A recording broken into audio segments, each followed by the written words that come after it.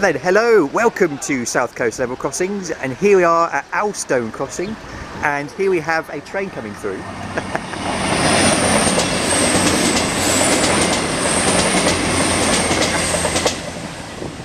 Right then, so we have Steve here. Hello Steve. Hi, how are you? I'm fine, thank you very much. And what are we doing today here?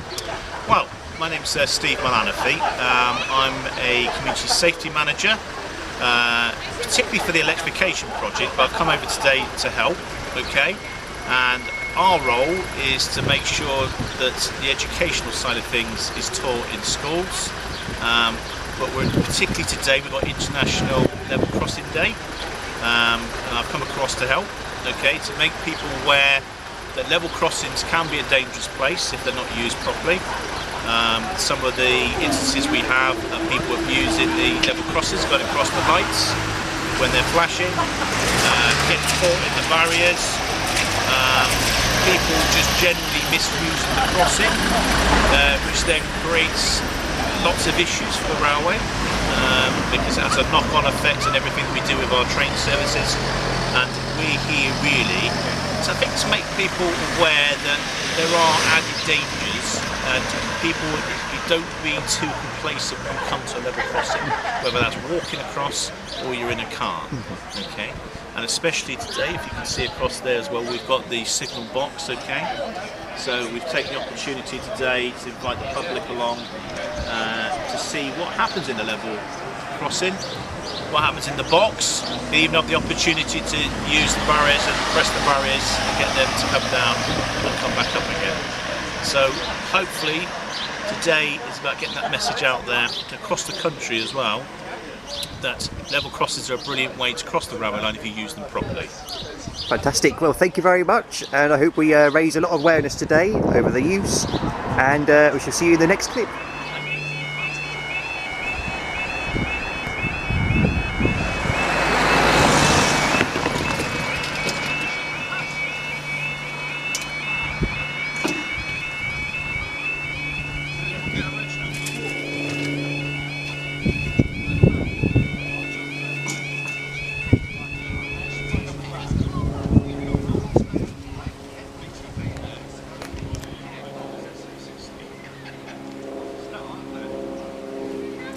And there we go, that is not how to use a level crossing. And yes, well, here we are, this is Alstone Crossing, and it's the 11th running of the International Level Crossing Awareness Day.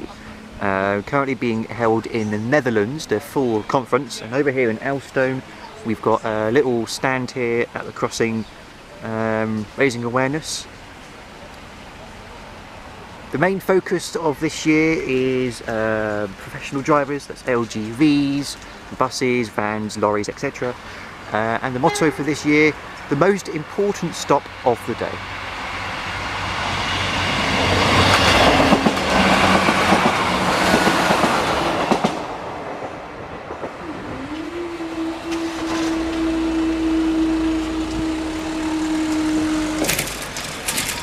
And alright.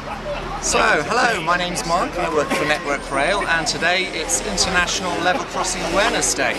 So today we've chosen Alstone Level Crossing, which is just up here, and we're showing children and adults around the signal box to see how it works and promote safety on the railway. Very good, fantastic. So we're going to pop up to the signal box shortly and see how everything works. You'd like me to say that? Well, that's what I just said now.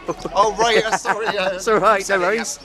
But anyway, yes, we're going to go up there now and see how everything works, and hopefully learn something very interesting. So this is Dave, this is Les, okay, they're permanent workers here. I'm just here to add a touch of glamour to the occasion, obviously. This is the main Birmingham to Bristol railway line, true track railway in the most part. Okay. Dave's primary job is the safe operation of 3 crossings.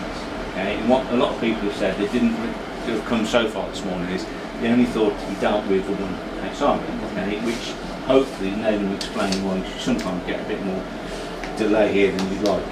Okay, and we're all in that boat. So what we've got here is Dave's control panel, He's got a crossing out here which he can obviously look out the window at.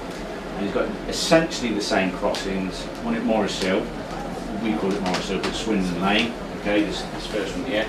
And then we've got Swindon Road, okay, which obviously we have to ensure we're talking about the correct crossing when there's an issue. Essentially the same, but controlled with CCTV. Slightly different issues with them because they're black and white, because the sun tends to move, or we move around the sun rather. It can cause sort of sighting issues and that. But Dave has a process that he will follow, haven't you, Dave? He has a safety process that he will follow, which will if we move this way for a second. Dave's got some enunciators on his control panel, which tells him where the train is. Okay, so what he'll do, I think so. Shall I hold your book? Shall I hold your book? Press it.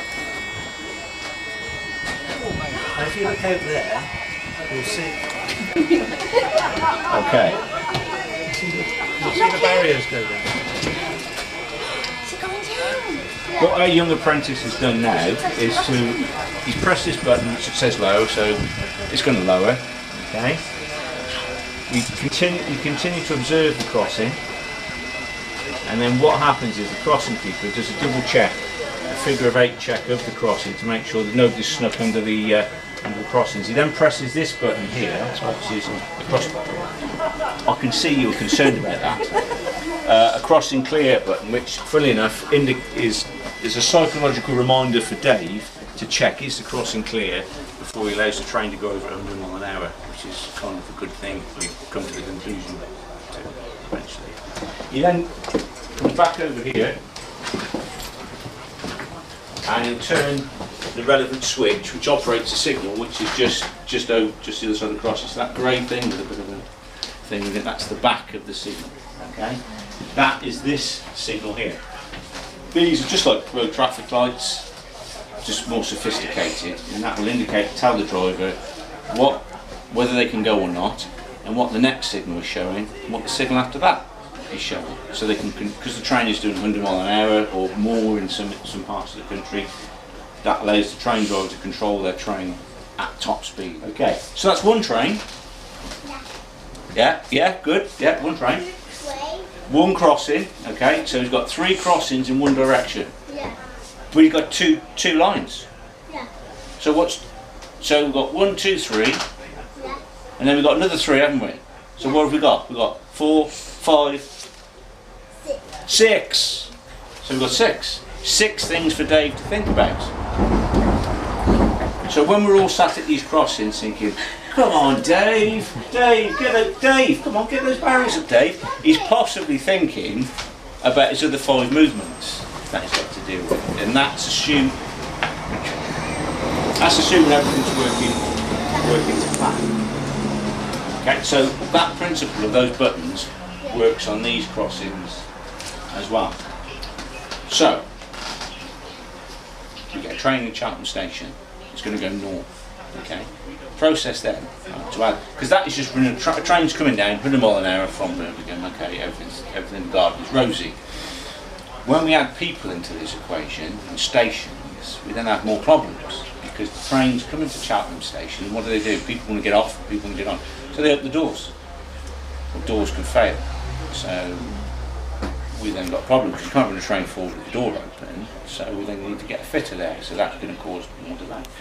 People can have ill health, so we've had, if you're going to get an ambulance to somebody, a station is the place to get that ambulance to, isn't it? Okay, so we've then got to wait for an ambulance to arrive if someone's got an issue there.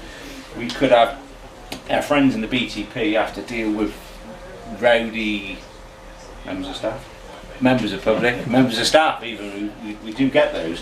So they would have to be, the train would be held for the BTP, or held just outside the station, we hold it here, so the miscreant can't get off the train. So what that then does, it adds delay, because while that train's there, the next train at 100 miles an hour comes bowling up behind it, stops at the next signal, the train behind that stops at that signal, but we've still got to move all these trains once we've got the first one going. Train pulls into Cheltenham station, does all its work with its passengers on and off as they want.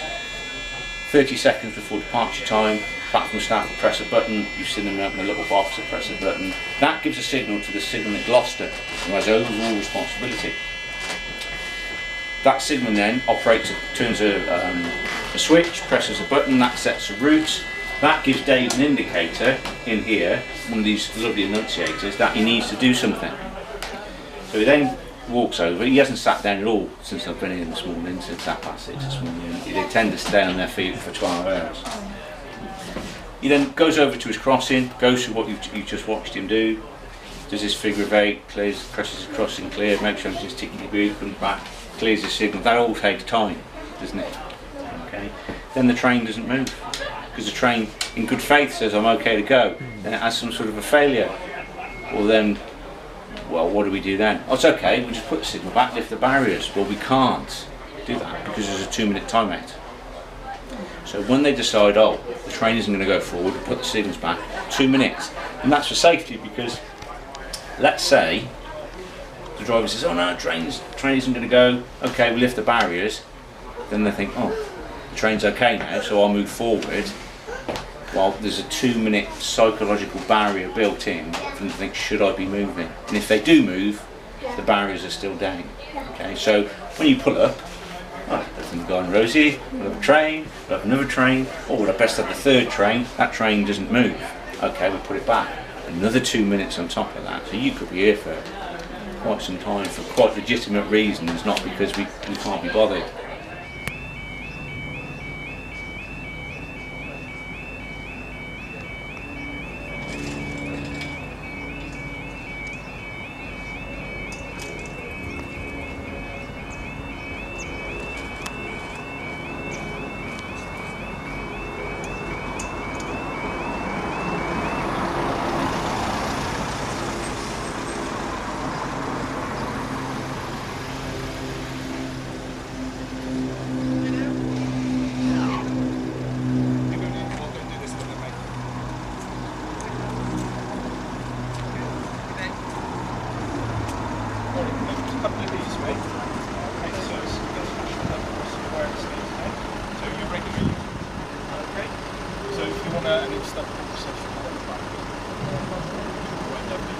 Have a good day, mate.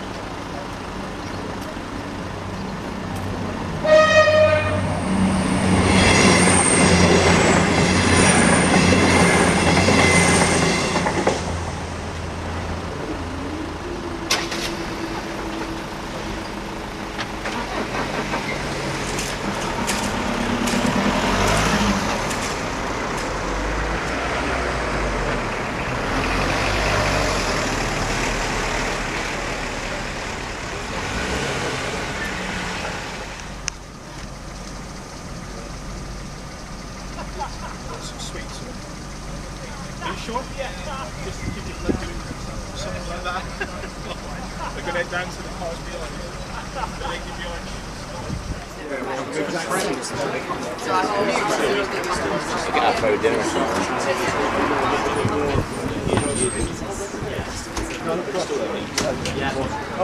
But then, here we are, we have Alice, isn't it? Yes. Hello. What do you do within Network Rail?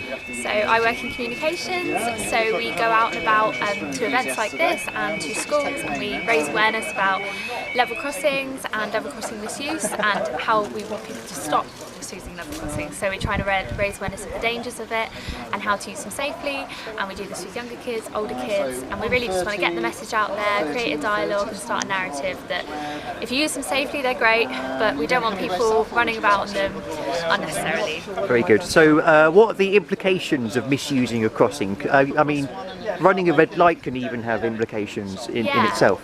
So as you know, trains and railways, a lot of our lines are electrified now, and that is a loss of voltage which can kill you if you go near it. So if you're going through a red light or jumping over the barriers, for instance, you could be going onto a directly electric line which exactly will kill you, which we obviously don't want, fatalities and even injury. So people don't realise that electricity can also jump, so even if you're not standing directly on the line, it can jump and still electrocute you. Yep. So we just want to really raise awareness of how it can kill you. It's a really dangerous piece of equipment. And it's fantastic how long a train takes to stop, especially if freight trains come through. Yes. And if one of those come around the corner, it's got no chance. Trains are very heavy and they take a very long time to stop. And as you say, the freight trains, they take even longer. So if someone sees you, even if the train sees you and they apply their emergency brake, it might not stop in time. And of course, we don't want anyone.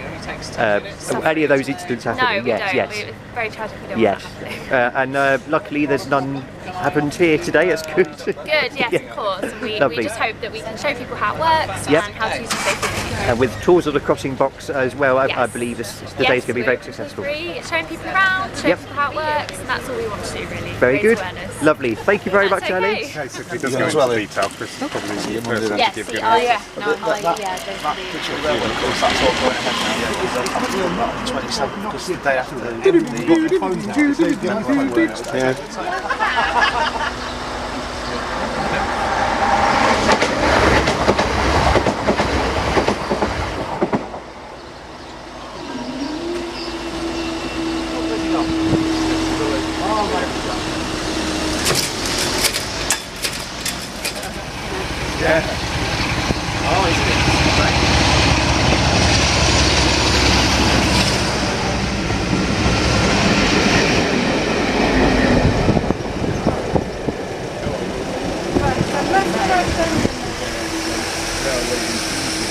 Yeah.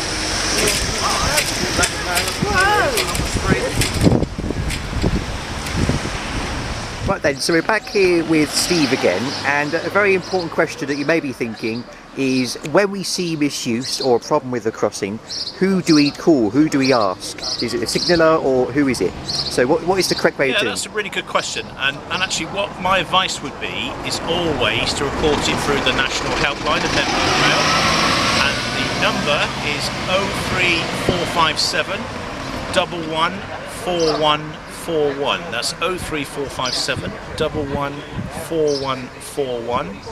And once you speak to that section, okay, they'll be able to advise you about what they're going to be doing with your issues. And what they tend to do is they'll go to the region first of all, and then put it through to the area of expertise, the person that looks after the level crossing or the piece of railway that we're talking about, and it will get resolved for you.